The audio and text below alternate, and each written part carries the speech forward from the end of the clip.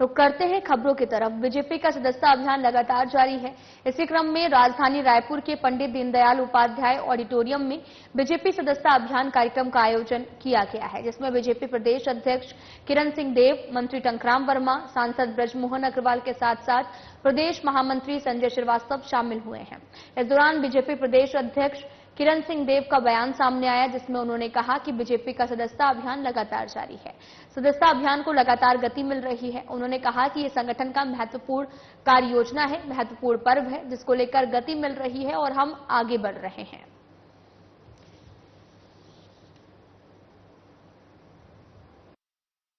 तो सबसे पहले आज के विषय को ले लेते हैं। आज सदस्यता का हमारा जो महाअभियान का जो पर्व चल रहा है और उस क्रम में लगातार आज देखिए सर्व समाज की दृष्टि से आज सदस्यता अभियान को लेकर एक बड़ा कार्यक्रम यहां पर रखा गया है पंडित दीनदयाल उपाध्याय ऑडिटोरियम में। और निरंतर हमारे सदस्यता अभियान को गति मिल रही है और हमारे बूथ तक के अभियान के कार्यक्रम सफलतापूर्वक संपन्न हो रहे हैं। और ये हमारा संगठन का एक महत्वपूर्ण कार्य योजना है, हमारा पर्व है। और जिस तरीके से डबल इंजन की सरकार आदरणीय प्रधानमंत्री जी के कार्य योजना कार्यक्रम और छत्तीसगढ़ में आदरणीय मुख्यमंत्री जी का सुशासन और उसका लाभ सभी वर्ग, सभी समाज, गरीब परिवार से लेकर सभी तबके को मिल रहा है। उप मुख्यमंत्री अरुण साव ने आज रायपुर के सिविल लाइन स्थित अपने निवास कार्यालय में छत्तीसगढ़ में स्वच्छता ही सेवा पखवाड़ा के थीम सॉन्ग जो है वो लॉन्च किया है। और इस गाने में स्वच्छता परमो धर्मा को रेखांकित करते हुए लोगों को स्वच्छता और इसमें जन भागीदारी बढ़ाने के लिए जागरूक किया गया। शहरों को स्वच्छ और सुंदर बनाने राज्य के सभी नगरीय निकायों में 17 सितंबर से 2 अक्टूबर तक स्वभाव स्वच्छता, संस्कार स्वच्छता के थीम पर स्वच्छता पखवाड़ा का आयोजन किया गया है।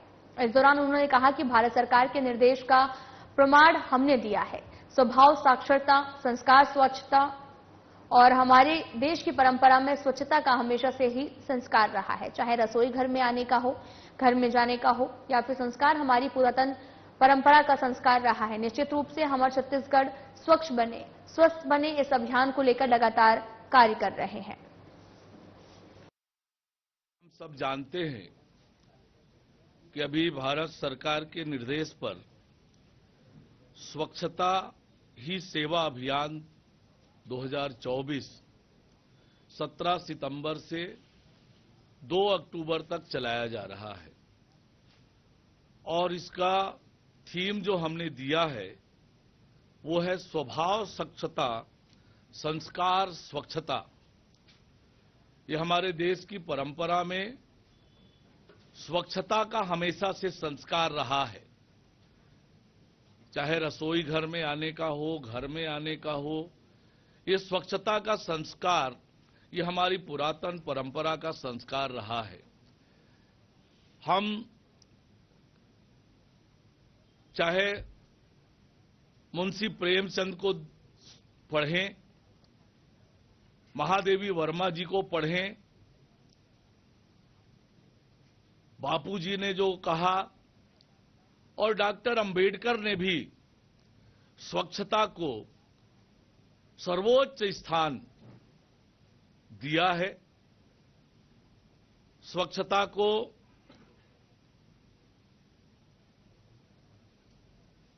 सबसे बड़ा धर्म, सर्वोच्च धर्म के रूप में उन्होंने व्याख्या की है।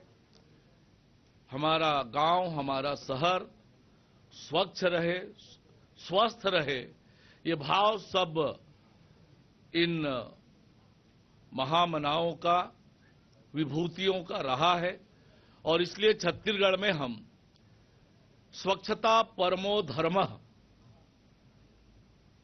इस विषय को लेकर पूरे प्रदेश भर में अभियान चल रहा है। अलग अलग प्रकार के कार्यक्रम पूरे प्रदेश में चल रहे हैं। जन भागीदारी, समाज सेवी संस्था, अन्य प्रकार के सभी प्रकार के संस्था और लोगों को भी स्वच्छता के प्रति जागरूक करना, उन्हें जोड़ना और स्वच्छता के काम में जो लगे हुए हैं उनकी सुरक्षा की भी चिंता करना इस अभियान के माध्यम से हो रहा है। स्वभाव स्वच्छता, संस्कार स्वच्छता, स्वच्छता परमो धर्मः, इस अभियान को लेकर हम पूरे छत्तीसगढ़ में काम कर रहे हैं। निश्चित रूप से हमारा छत्तीसगढ़ स्वच्छ बने, स्वस्थ बने, इस अभियान को हम लगातार कर रहे हैं। बीजेपी का सदस्यता अभियान जारी है। इसी बीच उप मुख्यमंत्री अरुण साव का बयान सामने आया, जिसमें उन्होंने कहा कि 25 सितंबर पंडित दीनदयाल उपाध्याय जयंती के अवसर पर हर पदाधिकारी को कम से कम 100 सदस्य बनाने का निर्णय पार्टी ने लिया है। इसी कड़ी में माननीय मुख्यमंत्री और प्रदेश अध्यक्ष बूथों में जाएंगे। उन्होंने कहा कि 3 मंडल हैं, तीनों मंडल के बूथ में मैं जाने वाला हूं। देवघाट मंडल के मछली मसाला गांव में जाने वाला हूं, फिर बोर्ड स्वामी मंडल में सलभूरी गांव में जाने वाला हूं, उसके बाद गवर्नमेंट शहर की एक वार्ड में जाने वाला हूं और पार्टी के सदस्यता अभियान में हम सब मिलकर काम करने वाले हैं। पार्टी ने जो लक्ष्य निर्धारित किया उसके अनुरूप काम करेंगे। हर घर तक जाएंगे, हर मोहल्ले, हर समाज, हर क्षेत्र, हर वर्ष के लोगों को पार्टी से जोड़ने का ये अभियान चल रहा है। पार्टी ने राष्ट्रीय स्तर पर 25 सितंबर यानी पंडित दीनदयाल उपाध्याय जी की जन्म जयंती के अवसर पर कल हर एक पदाधिकारी को, मुख्यमंत्री से लेकर प्रदेश अध्यक्ष जी से लेकर हर एक पदाधिकारी को कल एक बूथ में जाना है और बूथ में जाकर कम से कम 100 सदस्य बनाने का निर्णय पार्टी ने किया है। इसी के तहत माननीय मुख्यमंत्री जी भी, माननीय प्रदेश अध्यक्ष जी भी और हम सब भी बूथों में जाकर सदस्यता अभियान करेंगे। मैं लोरमी के 3 बूथों में जाने वाला हूं। 3 मंडल हैं, तीनों मंडल के एक बूथ में जाने वाला हूं। देवरहट मंडल के मसनी मसना गांव में जाने वाला हूं, फिर गोड़खामी मंडल में साल्हे घोरी गांव में जाने वाला हूं और उसके बाद लोरमी शहर के एक वार्ड में जाने वाला हूं और पार्टी की सदस्यता अभियान में हम सब मिलकर काम करने वाले हैं और पार्टी ने जो लक्ष्य निर्धारित किया है और उसके अनुरूप काम करेंगे। हर घर तक जाएंगे, हर मोहल्ले, हर समाज, हर क्षेत्र, हर वर्ग के लोगों को पार्टी से जोड़ने का ये अभियान चल रहा है, सदस्यता का अभियान चल रहा है। कानून व्यवस्था पर उप मुख्यमंत्री अरुण साव का बयान सामने आया, जिसमें उन्होंने कहा कि प्रदेश में कानून व्यवस्था की स्थिति बनाने का है और उसके लिए आपने देखा कि लगातार हमारी सरकार कड़े और बड़े निर्णय ले रही है, जो आंकड़े बताते हैं कि क्या अपराधों में नियंत्रण आया है। फिर भी हमारी सरकार लगातार इस दिशा में काम कर रही है। प्रदेश में कानून व्यवस्था की स्थिति नियंत्रण में रहे, इसके लिए ठोस और मजबूत कार्यवाही लगातार हो रही है।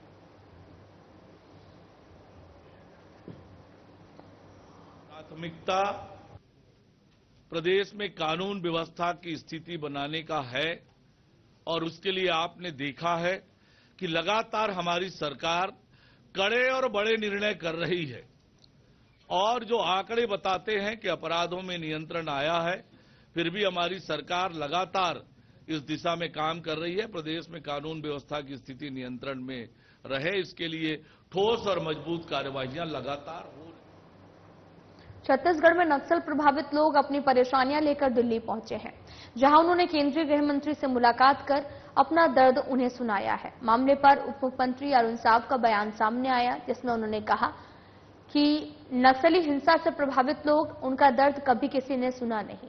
पहली बार देश में नक्सल हिंसा से जो प्रभावित लोग हैं, किसी ने अपना हाथ खोया, किसी ने अपना पैर, किसी ने कोई अंग, और जो तकलीफ उन्हें हुई है वे देश और दुनिया के सामने आए। इसलिए प्रभावित लोग देश के गृह मंत्री अमित शाह से मिले और राष्ट्रपति जी का अपनी व्यथा सुनाई।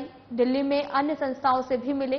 अब वे लौटने वाले हैं और मुख्यमंत्री लगातार व्यवस्था कर रहे हैं कि वे सम्मान से जी सके, आगे बढ़ सके।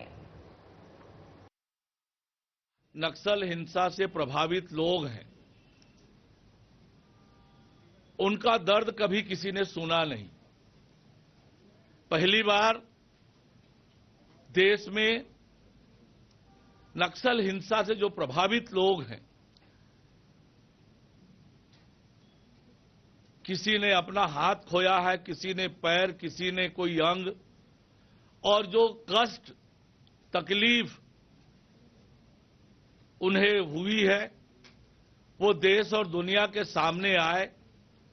इसलिए न केवल ये नक्सल हिंसा से प्रभावित लोग देश के गृह मंत्री अमित शाह जी से मिले, राष्ट्रपति जी को अपनी व्यथा सुनाई और दिल्ली में अन्य संस्थाओं से भी मिले।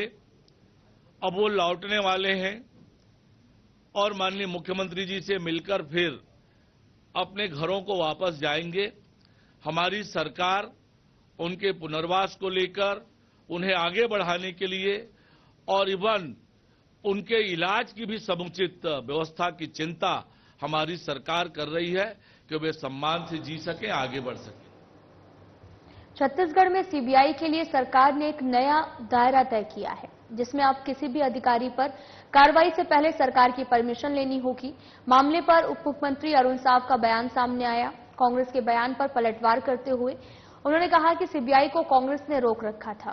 छत्तीसगढ़ में आने से ये बात कांग्रेस को शोभा नहीं देती है। ये किस तरह की बात करते हैं? हमारी सरकार ने सीबीआई को छत्तीसगढ़ में महत्वपूर्ण मामलों में काम दिया है। सीबीआई के काम करने का जो तरीका है, उसके हिसाब से सरकार और उनका उपयोग कर रही है। बड़े बड़े मामलों में सीबीआई इंक्वायरी का हमने निर्णय लिया है। कांग्रेसी किस मुंह से इस प्रकार की बात करते हैं, जिन्होंने पूरी तरह से सीबीआई को रोक रखा था छत्तीसगढ़ में आने से। आज ये उनके मुंह से ये बात शोभा नहीं देती है। ये किस तरह की बात करते हैं? हमारी सरकार ने सीबीआई को छत्तीसगढ़ में अनेक महत्वपूर्ण मामलों में काम दिया है। सीबीआई की काम करने के जो तरीके हैं, उसके हिसाब से सरकार उनका उपयोग कर रही है। बड़े बड़े मामलों में सीबीआई इंक्वायरी का हमने निर्णय किया है। छत्तीसगढ़ में कांग्रेस पार्टी बलौदाबाजार हिंसा के विरोध में प्रदेश में बिगड़ी हुई कानून व्यवस्था के विरोध में न्याय यात्रा निकालने जा रही है, जिसको लेकर कांग्रेस के कई बड़े नेता गिरोधपुर जाने वाले और वहां पर यात्रा के रूट पर चर्चा होगी, निर्धारण होगा। फाइनल रोड मैप आज तैयार किया जाएगा। मामले पर उप मुख्यमंत्री अरुण साव ने भी पलटवार करते हुए कहा कि जो देश के साथ हैं, देशवासियों के साथ हैं, प्रदेश के साथ हैं, प्रदेशवासियों के साथ हैं, हमेशा अन्याय किया हो, धोखा किया हो, छला हो, उनके मुंह से न्याय की बात शोभा नहीं देती है। मैंने कहा कि जिस कांग्रेस पार्टी ने हमेशा से देश के साथ, देशवासियों के साथ, प्रदेश के साथ, प्रदेशवासियों के साथ हमेशा अन्याय किया हो, धोखा किया हो, छला हो, उनके मुंह से न्याय की बात शोभा नहीं देती है। वाणिज्य उद्योग और श्रम मंत्री लखनलाल देवांगन सोमवार को दर्री मंडल के एसटीपीपी कॉलोनी के बाजार के पास आयोजित बीजेपी सदस्यता अभियान कार्यक्रम में सम्मिलित हुए हैं। इस अवसर पर मंत्री देवांगन ने कार्यकर्ताओं को संबोधित करते हुए कहा कि बीजेपी सिद्धांतवादी विचारधारा पर आधारित पार्टी है। इस पार्टी में जितना मान सम्मान कार्यकर्ताओं का है, उतना सम्मान किसी दूसरी पार्टी में नहीं है। बीजेपी में गांव का एक साधारण व्यक्ति भी मुख्यमंत्री बन सकता है और एक चाय बेचने वाला प्रधानमंत्री बीजेपी ही बना सकती है। मंत्री देवांगन ने कहा कि बीजेपी सबसे पहले देश को मानती है, उसके बाद पार्टी को और उसके बाद परिवार को मानती है। बीजेपी का आंतरिक लोकतंत्र है।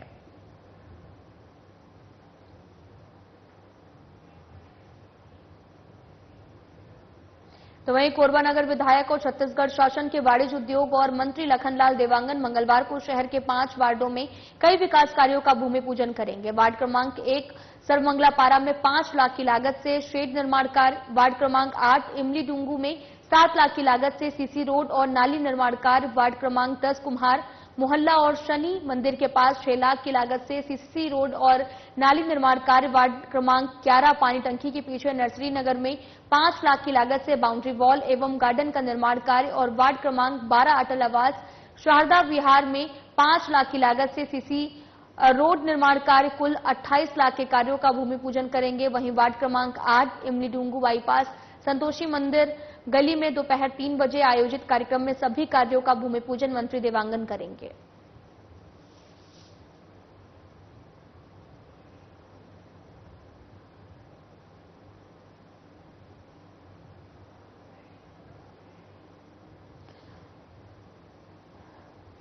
आपको बताते चले कि मंत्री देवांगन 5 वार्डों को सौगात देंगे। कई विकास कार्यों का भूमि पूजन करेंगे। 28 लाख के कार्यों का भूमि पूजन किया जाएगा।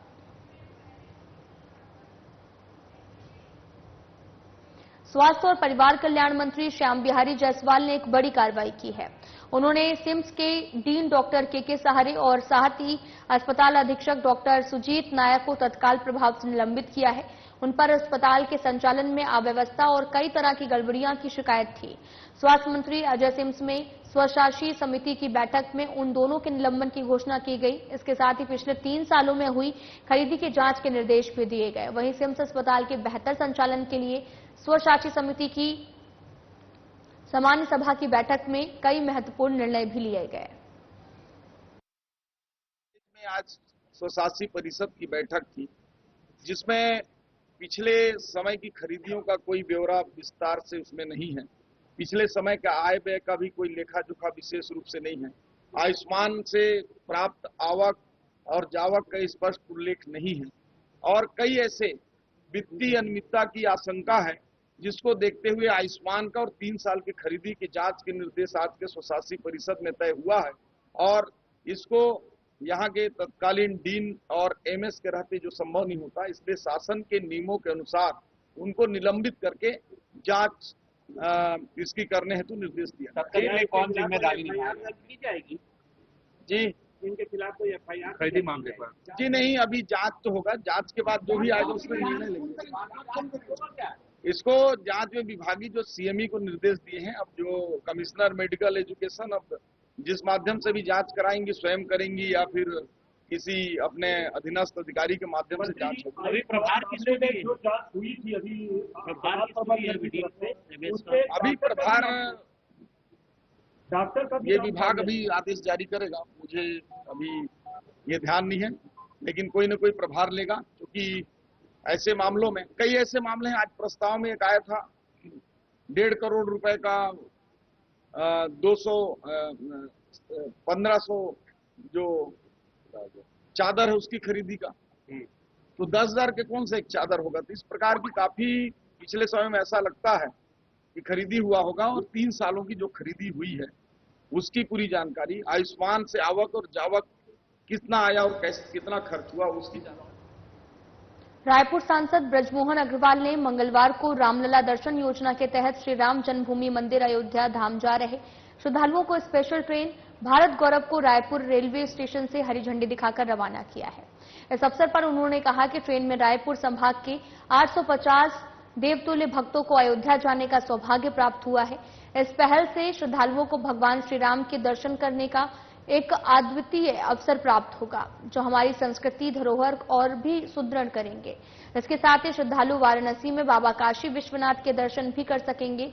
उन्होंने ये भी कहा कि बीजेपी सरकार अपने वादों को पूरा करती है, इसलिए जनता उस पर विश्वास करती है। श्रद्धालुओं में भी इस यात्रा को लेकर काफी उत्साह देखा गया। इस दौरान जय श्री राम के नारों से रायपुर स्टेशन राममय हो गया। कार्यक्रम में मंत्री टंकराम वर्मा, मंत्री दयाल दास बघेल, विधायक अनुज शर्मा, इंद्र कुमार साहू समेत रेल और पर्यटन विभाग के अधिकारी उपस्थित रहे हैं।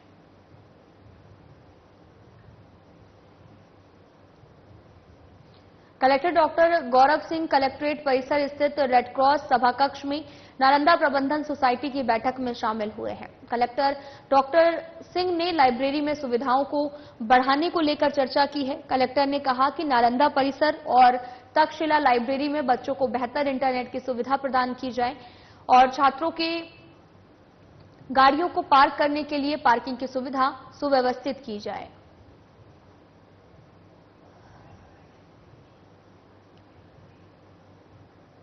थाना तेलीबांधा क्षेत्र के अंतर्गत तालाब के पास अज्ञात आरोपियों द्वारा ईश्वर राजवाड़े नामक व्यक्ति को धारदार वस्तु से वार कर हत्या कर दी गई है, जिस पर वरिष्ठ अधिकारियों के निर्देशन में anti crime and cyber unit की 10 विशेष टीम का गठन कर आरोपियों पर तलाशी अभियान जो है वो शुरू कर दिया गया है। टीम के सदस्यों के द्वारा घटनास्थल और उसके आसपास के सीसीटीवी कैमरों के फुटेज का अवलोकन करते हुए आरोपियों को मोवा पंडरी की ओर जाते हुए देखा गया, जिस पर पुलिस टीम के सदस्यों द्वारा मोवा पंडरी क्षेत्र का सघन चेकिंग करते हुए 19 घंटों के भीतर प्रकरण में संलिप्त सभी तीनों आरोपियों को गिरफ्तार किया गया है।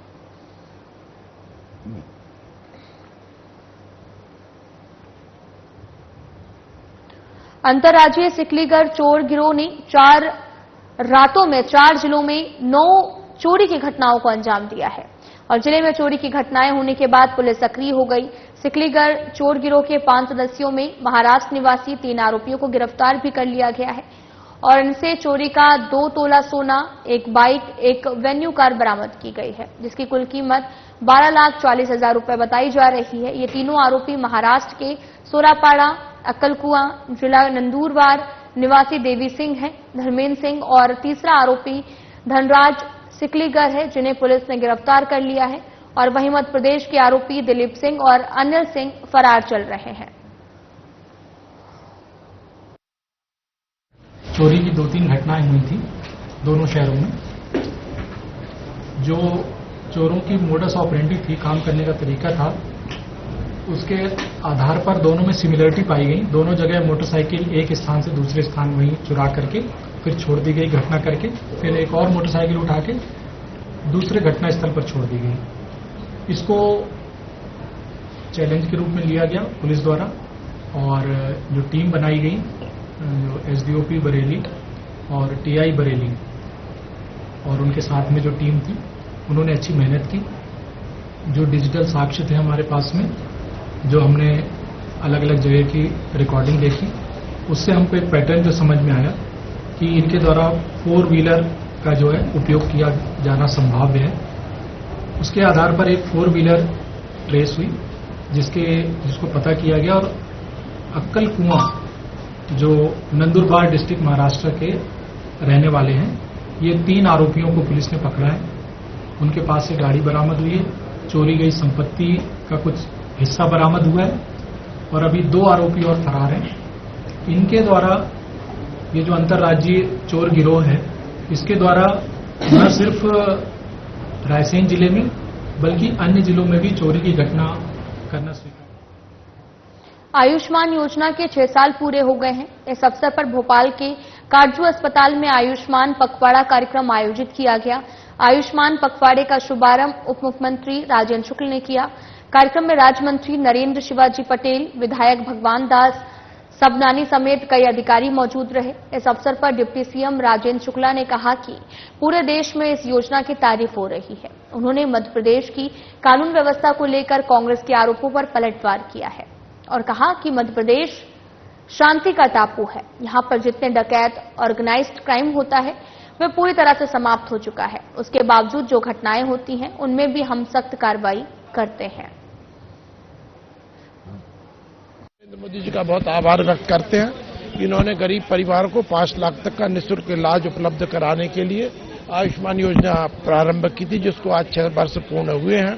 साथ में ही 70 वर्ष से अधिक आयु के जितने भी नागरिक हैं, उनको भी आदरणीय प्रधानमंत्री नरेंद्र मोदी जी ने आयुष्मान योजना के अंतर्गत लाए हैं।